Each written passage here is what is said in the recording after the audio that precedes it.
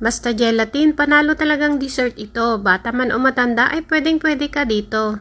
Gawa naman tayo ng fruity jelly mga mare. Bali 52 piraso lahat ang nagawa ko dito. Pwede nyo itong gawing negosyo kung gusto ninyo. Kailangan natin dito ng 836 grams na fruit cocktail. Tinanggal ko na pala yung juice niya kanina, sinala ko lang ulit. Ilagay muna natin siya sa malinis na mangkok, then iset aside muna natin. Sa kaserola, maglalagay tayo dito ng 3 cups ng tubig. Maglalagay tayo dito ng 1 sachet ng clear gulaman, kahit anong kulay ng gulaman ay pwede po. Haluin lang natin hanggang sa ito ay ma-dissolve na. Then, isalang na natin siya sa kalan, lutuin lang natin siya sa katamtamang apoy. Dapat continuous yung paghalo natin dito. Kapag napansin yung uminit na siya, pwede na natin ilagay yung ating 1 can ng condensed milk. Kahit anong brand ay pwede. Isunod naman natin na ilagay yung ating all-purpose cream. Para mas malinamnam siya, pwede naman po evap lang ang gamitin ninyo dito. At kung natatabangan po kayo, ay pwede po kayong mag-add ng asukal dito, pero para sa akin ay okay na yung 1 can na condensed milk. Ayan, continuous lang yung paghalo natin. Hindi kailangan na kumulo ito. Kapag napansin ninyo umuusok na siya o malapit na siyang kumulo, ay pwede na ito. Pero ako, tinitikman ko talaga kung pwede na siya o hindi pa.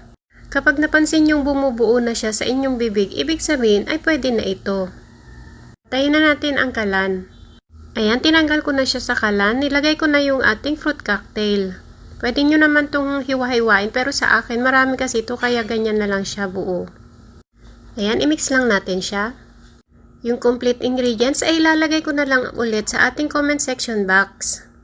Ayan, okay na ito. Isalin na natin agad sa ating molder. Ang size pala na molder na ginamit ko ay medium size. Kailangan mabilisan yung paglagay natin dito kasi mabilis lang siyang magbuo-buo. Bali 52 pieces pala lahat ang nagawa ko dito. Pwede nyo siyang gawing negosyo. Mag-costing na lang po kayo. Lalo na ngayon malapit na ang Pasko, sigurado marami na naman ang maghahanap ng mga dessert.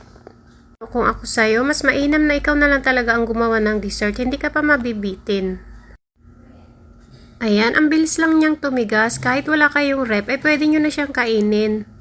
Siguradong magugustuhan na naman ito ng inyong mga chikiting, kaya gumawa ka na rin mare para meron kang pang merienda sa iyong baby.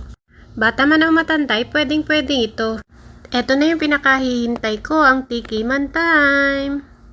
Shout out kay Ma'am Rosa Lais Katukag from Jeddah, Gladilyn Vilguera from Camarines Sur, Pika Joy Joy from Canada, Mayra Nyola Subire from Tansa Cavite, Gina Corpus Tasane from Kuwait.